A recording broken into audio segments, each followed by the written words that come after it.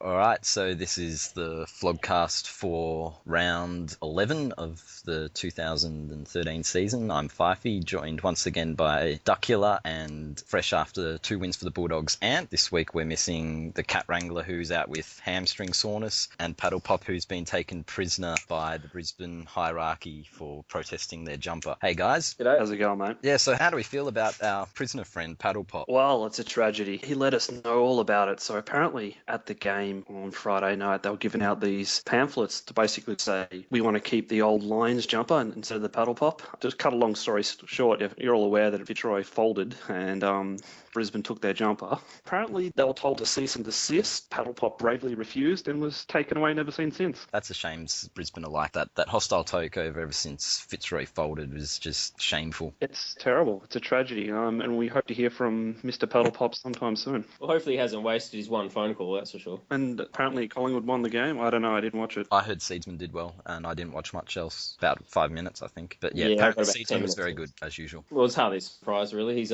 setting the world on fire at the moment. He's got to be favourite for the Brownlow. Yeah, so long as the umpires don't screw him, like they seem to do to St Kilda, which I guess is as good a reason as any to talk about St Kilda winning the Moral Cup on Saturday, losing to North Melbourne. I think that's a win, is it, or is that a loss? It's always a moral win when Plug is concerned, unless St Kilda actually win. Apparently, North Melbourne won their first game in a while. Bit far ahead to choke this time. They were still talking about it in the third quarter, the commentators, from what I saw. That's 9 goals up and they're going, oh, this is a bit scary for North Melbourne when St Kilda kicked 2 in a row. I think, all importantly, the umpires trolling Plugger this week with very lopsided free kick count. I think it was 6-0, then 8-1 or something, I read. He'd be watching that and throwing things at the TV. Is he watching the TV, or is he looking at like AFL stats and watching this? He's just got one eye on the score, the other one on the free kick count. He's going, shit. Well, as long as St Kilda is leading, it can't be leading in both, you know what I mean? They've got to either lead the score or lose the free kick count, for him to be happy by the end of the game. Agreed. He doesn't care whether they win or not. He just wants to know that if they lost, it was someone else's fault. Mainly the umpire. Yeah, so Ant's joined us to talk about the Bulldogs winning 2 in a row, the second one in Darwin, so all of a sudden off the bottom, and most importantly, past St Kilda. Moral win. Definitely a great game. Griffin, gee, what can you say about Griffin? He's a star. Big Will Minson. He didn't need to say any sledges this time. He just hit the ball into play. We won. I'm happy. What more needs to be said? What do you think of the Darwin games? Because I'm not a fan of the Northern games, and even being a Richmond supporter, and we always lose in Cairns and Darwin. Well, it does cater for a scrappy affair, but in the end, I don't care. We won. How would you have felt if you lost? Because they were coming late. Well, it was promising to see that we only played 1 quarter of football and we got to win. And other games, we've played 3 quarters of football and lost. So I was happy with that. We won ugly. Yeah, and in the worst conditions, it's all work rate, which has been the one thing the Dogs have really had going for them all year. The main difference between the Dogs and Melbourne across the first 6 weeks was one team lost, but was always having a crack. The other had no heart. Pretty much, yeah. Melbourne is shit. That's as good as any reason to talk about Melbourne losing to Hawthorn. Did anyone watch that? Apparently, I heard that their number 1 recruit did well down at Melbourne. Doors. Saw part of his highlights. He played well. Jack Watts went off to go to the toilet, but after half-time legitimately disappeared down to the rooms to take a piss because he couldn't do it with 20 other teammates around. Went to change his tampon for the rest of the quarter. Intercepted the toilet paper. Just one thing that needs to be mentioned. Chris Connolly getting offered a 2-year deal to continue his job at Melbourne's, well, it's laughable to say the least. It was to soften the blow. He basically took the heat so they could come across to say they didn't tank. Here's a $500,000 fine, but we didn't tank. He took the heat, so that's the blowback to say, here you go, here's your two-year contract. That's going to keep him down the bottom, though. Like, you got to think that whole club needs a clean out. They've been awful. You got to get rid of everyone, I reckon. I agreed,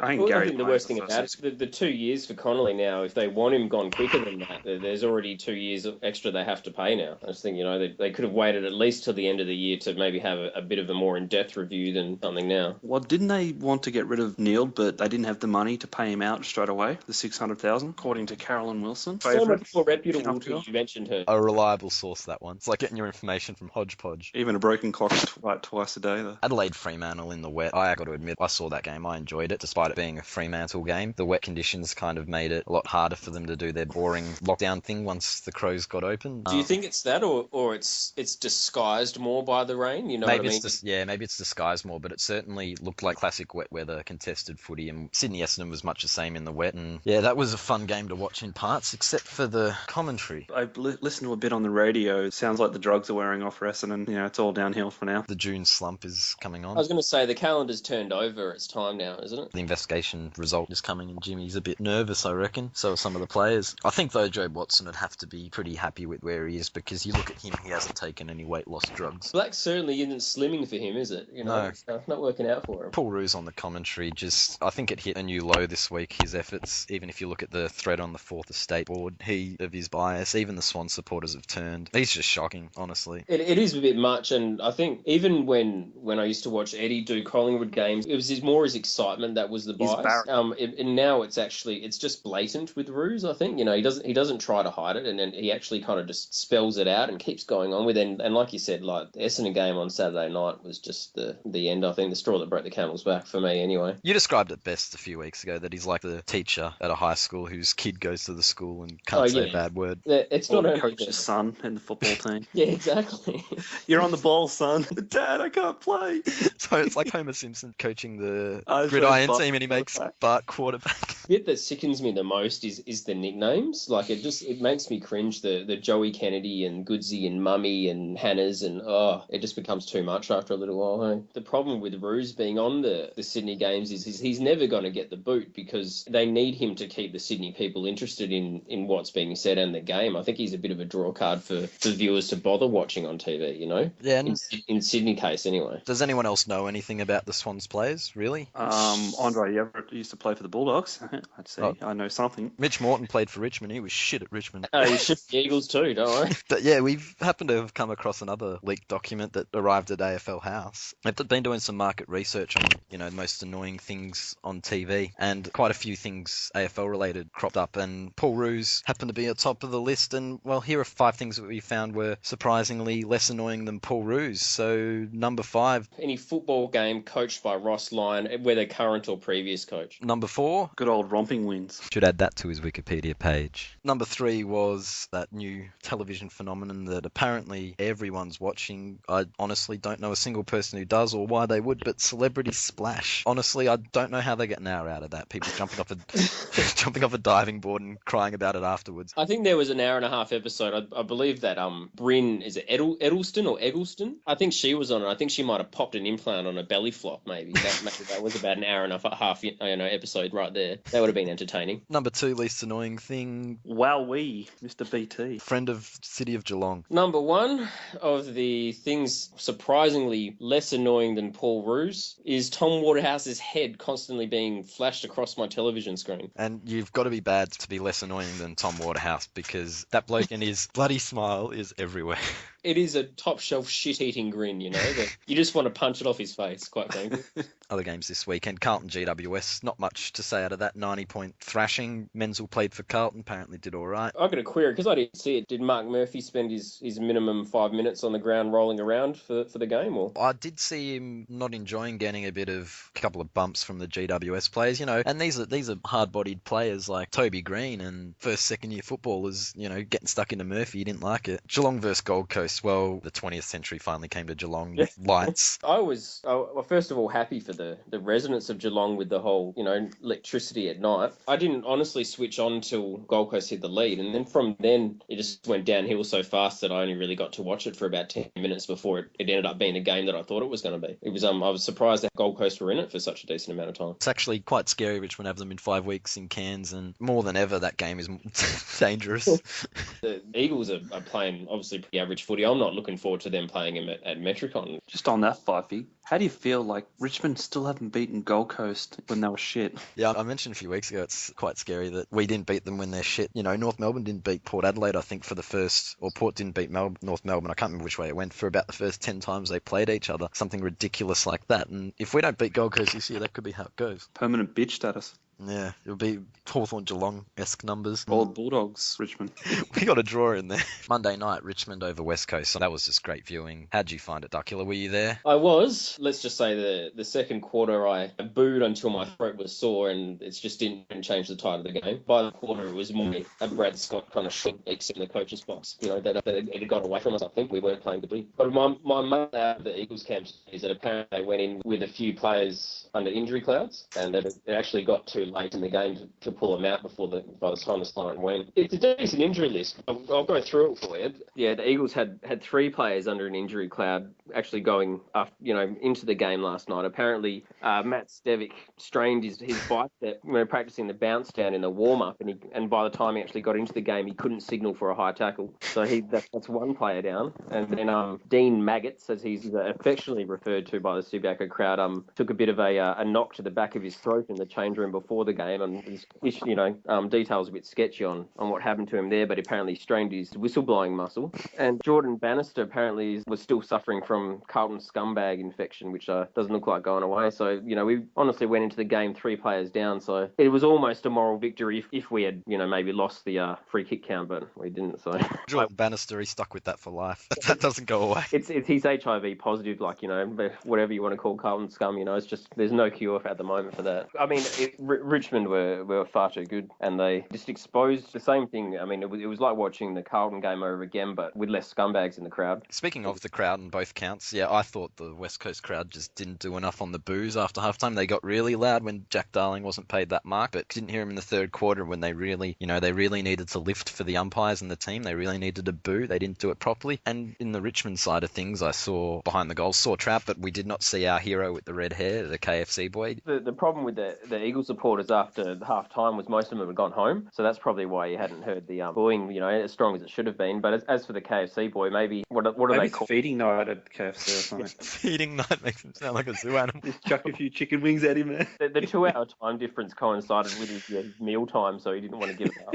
He didn't want to take the plane to Perth because the 6-hour flight, is it? No, it's because there's no KFC on board. No KFC for 6 hours. Yeah. And security wouldn't let him take his carry-ons. He was stopped there with his bucket, trying to smuggle it through. Went through the X-ray machine and was told that he couldn't take it on, unfortunately. No, Richmond were great, obviously. Yeah, I was suitably happy. Was West Coast above Richmond on the ladder? Yes. Wow, is that the first win Richmond have had against a team above them? We beat Port earlier this year. Does that count? They don't count. We beat Port. They do not count. Can we stop talking about Port, please? Oh, actually, while we're on the subject... Any decent team could beat Port. I mean, come on. Yeah, we're supposed to be referring to them as Port Power, according to some feedback. Oh, yes, I have heard that. Yeah, we've got to call them Port Power. Established 1996 or 7, is it? But yeah, they're only 16 years old. Expansion team.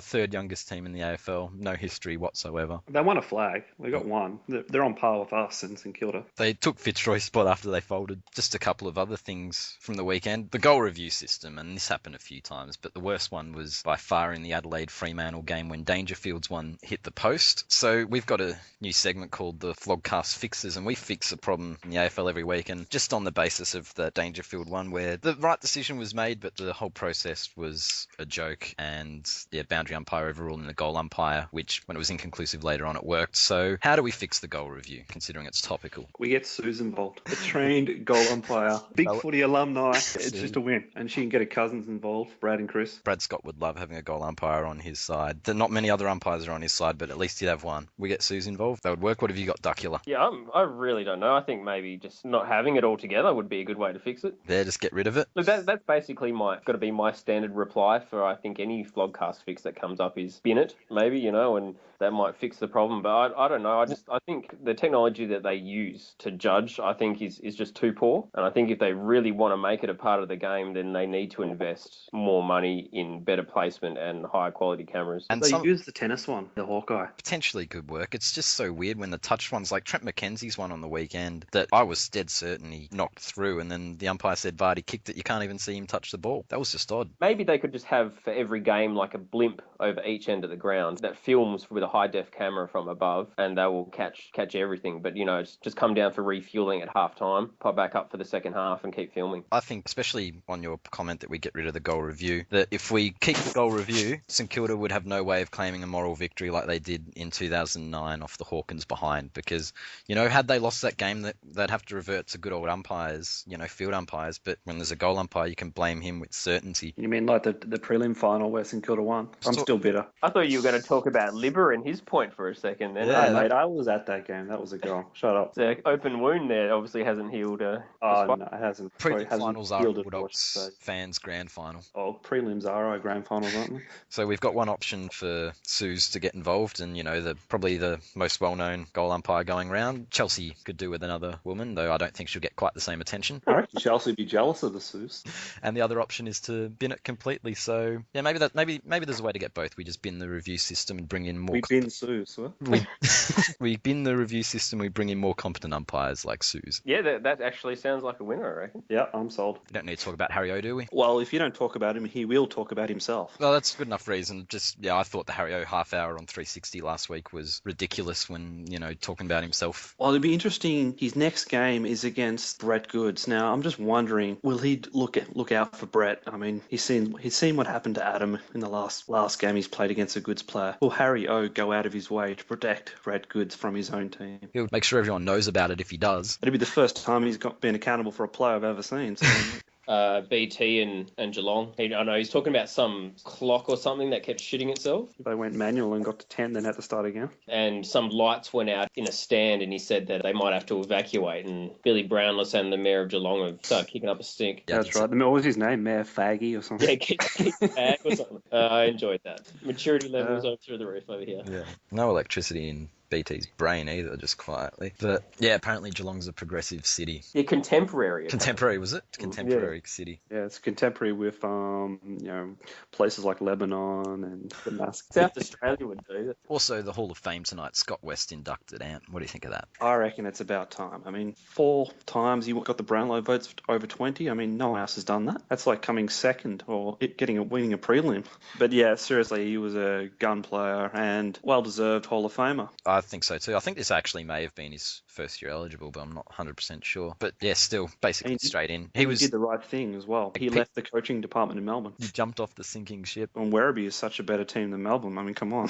Melbourne went to the Foxtel Cup. They would have lost last week. This week on the Bay, what do we like? What were our favourite threads? I think we all had a pretty solid favourite on that, or at least I did. Moffra's stand by herd hashtag. Moffra's been on fire of late. Certainly the hashtag thing and the bumping of the umpires thread with the plugger contradicting himself 3 years ago. And it's brought out the St Kilda Flogs. But yeah, did anyone else have anything they liked? I'm in agreement with you. I think the hashtag stand by herd was probably one of the few for the week that had like more of a creative flavour to it, which was always my preference anyway. I think there's always like maybe 1 or 2 good troll threads and the rest are generally days since shit that I can't stand. And then it's good to have something where everyone can get involved, except I guess for Essendon posters having a whinge. Did you notice Essendon supporters were getting involved, but they were trying to change the topic? But yeah, what about any notable flogs? Or if we're going for flog of the week, look, for mine, just all the spam posting for the likes would be Wanna in that Mark Neild thread. There's a time when you just got to go, he's turned every single movie poster into a Mark Neild approving thing, and none of it makes any sense. I saw it on the front page today, and I thought like, I looked through the last page, and there's just no one else posting in that thread anymore. And now it's all smiley photos with him photoshopped onto Eddie Maguire's head. What the hell does that mean?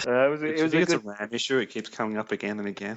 Yeah, but I've also just received some feedback. I have no idea how this feedback came to us because we haven't even broadcast, but got a private message from Roylion telling me that Fitzroy never folded, that we've been wrong to say it, and he's got you. His spidey senses tingling. Someone said Fitzroy folded, and he's just gone. Mate, he's got a wall of text waiting to click reply on this the first time you put this podcast up. He's just waiting for the thread to be posted. Yeah. He's got some sort of alert message in his brain that when everyone says Fitzroy and fold, like, in the same sentence, just pings off in his head. He's straight on it, obviously. I really feel for the laundry service in Fitzroy, and they must get him there every other day just harassing them. Outstanding. Very good. Next week, Essendon Carl. This is the battle of new cheats versus old. Gee, it's a battle of the main board annoying flogs. These are the guys who spam. These are the guys who complain. These are the guys who hit the report button. I'm just waiting for one of these teams to lose. It's going to be fun. GWS GWS Geelong. I think this could be the highest score ever. I mean, I think Geelong had a huge score against the old Bad News Bears. I think they're going to top it. Alter Rob's gone out on a limb and started a thread about this, that they will win. He's really putting himself out there. Does he have a bet on? Do you think he'll welch on the bet? I have no idea, but I reckon this will be the one week he's not praying for victory. Adelaide-Sydney, the Tippett game without Tippett. Well, it depends if Paul Roos is commentating or not, really. It's always good to have an extra supporter in the commentary box. Just give it Definitely. that extra lift, knowing that everyone on TV, thinks you're playing real well and that you're the greatest team in history. On your mumsy. There'll be plenty of nicknames ending with a Y in that game at the very least. But if they can get Rashudo on there at the same time, maybe they can kind of at least have their own bias in the corner for Adelaide. Rashudo tried really hard not to be biased on Saturday till the last quarter, and then he just couldn't help himself. But at least he tries. Gold Coast versus North Melbourne at Metricon. Oh, please, Gold Coast win, please. I want to see the meltdown. Big footy will break again.